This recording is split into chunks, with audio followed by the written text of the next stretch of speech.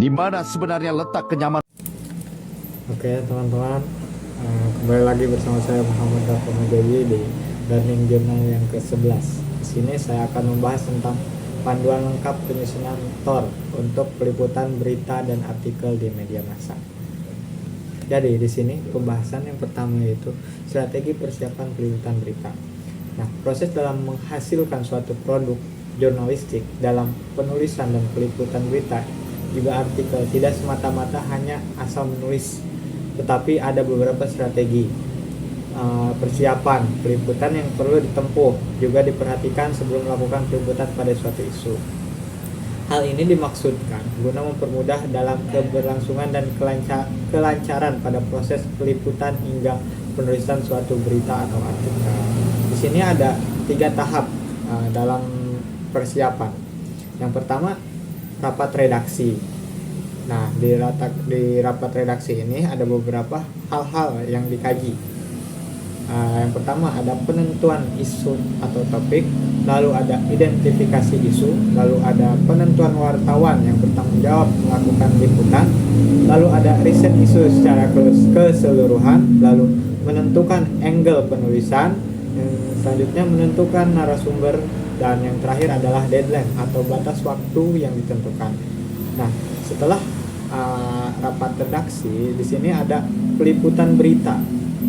Nah, di dalam peliputan berita juga ada cara-caranya. Yang pertama, observasi, yang kedua, wawancara, yang ketiga, riset kepustakaan. Nah, yang selanjutnya ada penulisan. Nah, setelah data dan informasi tadi terkumpul lengkap, selanjutnya wartawan melakukan penulisan naskah berita. Nah, jadi teman-teman, selanjutnya ada definisi TOR. Nah, ini materi yang kedua. Nah, TOR atau Term of Reference secara bahasa dapat diartikan sebagai kerangka acuan kerja atau keinginan, maksud, dan gagasan. Secara istilah, TOR sebuah deskripsi umum yang mengatur hal-hal pokok yang dapat dijadikan pedoman dalam bekerja. Dengan adanya TOR, diharapkan tidak terjadi tumpang tindih tanggung jawab di lapangan. Nah, karena setiap unsur pelaksanaan pembangunan atau stakeholder memahami tugas, tanggung jawab, dan wewenang masing-masing. Lalu selanjutnya ada langkah-langkah penyusunan TOR. Nah, di sini ada langkah-langkahnya teman-teman. Yang pertama ada penentuan topik, lalu ada identifikasi masalah, lalu ada angle atau sudut pandang spesifik, lalu selanjutnya ada menentukan narasumber, selanjutnya ada daftar data yang diperlukan, lalu ada membuat daftar pertanyaan, lalu ada observasi, lalu ada membuat daftar dokumentasi yang dibutuhkan, selanjutnya ada alur atau konsep liputan, yang terakhir ada menentukan deadline. Nah, lalu selanjutnya ada tujuan dan manfaat pembuatan TOR. Dari semuanya pasti ada manfaatnya bagi kita. Yang pertama, manfaatnya adalah mengarahkan fokus peliputan. Lalu ada memberikan panduan dan struktur. Yang selanjutnya ada menetapkan tanggung jawab. Selanjutnya ada meningkatkan kualitas berita. Lalu ada menghindari kesalahan dan kontroversi. Lalu ada meningkatkan efisiensi dan produktivitas, lalu memfasilitasi evaluasi kerja.